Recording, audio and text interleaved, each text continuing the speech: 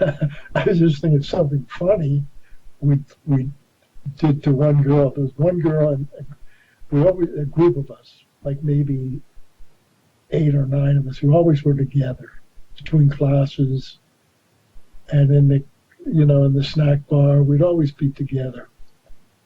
And the girlfriend of one of my good friends was in the group. And I remember what we did one day. We said, we're going to make up something really stupid, like a joke. And when she comes over, we're going to tell it to her, and we're all going to laugh, like it's really funny. And of course, she won't get it. So we told her the joke. I forget what it was. Oh, I think it was, did you hear about the man in the shower who dropped the soap and the radio went on? And we all went, oh, laughing.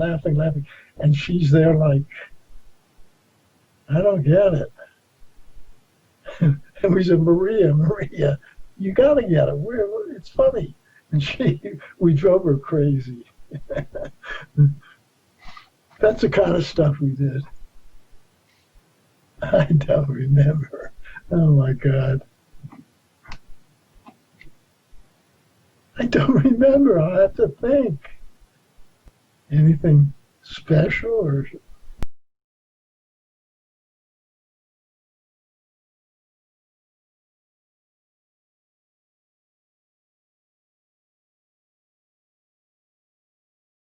Oh, my life has been very, I don't know. I remember when I was like maybe 10 years old, my brother loved trains. He loved trains. And I remember one day, back then there were train tracks that ran through the center of the town where I lived. And there were trains all the time. That was back in 1940s. There were trains with the way to travel. Trains like maybe going into Philadelphia for commuters, morning a lot and coming back at night a lot. So it was like maybe 5 o'clock. And I forgot about this, but it was really exciting then. Like 10 years old, like 5 o'clock, I'm walking near the train. I'd been in the store, bought something, and a train went by. And it sounded funny. There was an express train that went by. They used to go from Atlantic City to New York. And something sounded funny to me, the way the train sounded on the track.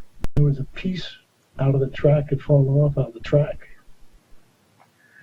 So back then, there was a man who operated the gate. So I went and I told him, I said, look, and came over and looked at the thing. He said, oh my God. And he called and they stopped the trains. And my picture was in the paper. They said, you saved a wreck. You saved the train wreck. And my picture was in the paper. And the railroad, it was the Pennsylvania Railroad, took my whole family, my brother, I, my mother and father, to New York for a whole day. And they took us everywhere around New York. And I was on the radio. There was a radio program, and I was on the radio. I used to have a recording of, I don't know where it is now. And yeah, it was really nice. They took us all over New York, Manhattan, all the sights to see, my whole family. And it was really exciting for a 10-year-old. I haven't thought about that for years. You made me think about that. But I was on the radio. I remember that. And my mother and father were so proud. It was just an accident. I knew something was wrong. I could hear it. Because my brother was into trains, so I was sort of into trains too because of him. And it was just the sounded so bad. And the piece out of the track. And they stopped the trains and they had to bring a crew in with a new piece of track and put it down. So all the trains were delayed, hours delayed because it took a long time. So I remember the policeman was there, and I said, I've got to call my mother and tell her I'm late for dinner. And he said, okay. So he gave me, he took me the phone. They didn't have cell phones then. Oh, man. Yeah, my picture was in the paper. I was famous for a day. Yes, yeah. Millions of people. I haven't thought of that for years. Nobody knows that story. You're about the only person I know who knows that story. I haven't even thought about it for many, many years. I've had things happen to me, not,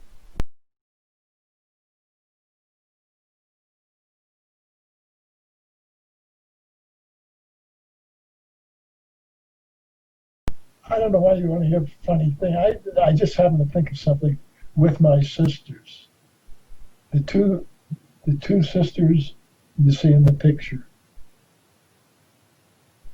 the one next to the little baby and the one next to her are my two sisters.